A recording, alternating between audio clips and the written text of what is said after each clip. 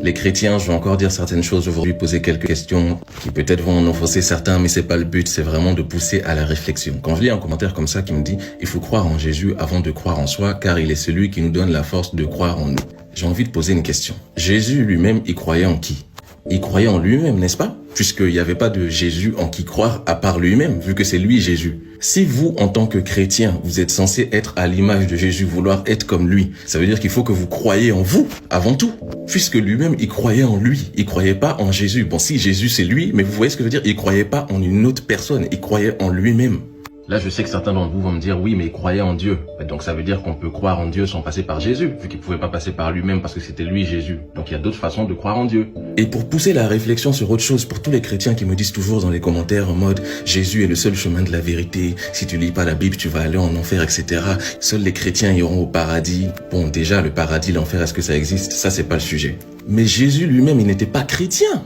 Puisque le christianisme, ça a été basé sur sa vie.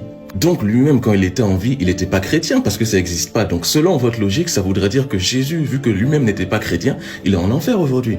Jésus lui-même, il lisait pas la Bible puisque la Bible n'existait pas. Donc qu'est-ce que ça veut dire? Ça veut dire que Jésus, il est en enfer parce qu'il n'a pas lu la Bible?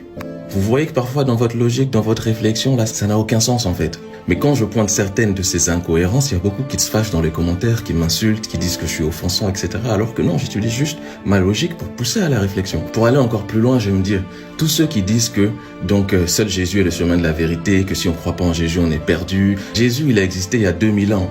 Mais l'humanité existe depuis des millions et des millions d'années. Ça veut dire que tous les gens qui ont vécu avant l'existence de Jésus, ils sont en enfer. Mais alors, vos autres prophètes, Moïse, etc.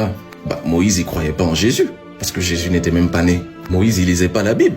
Donc Moïse aussi, il est en enfer, il était perdu.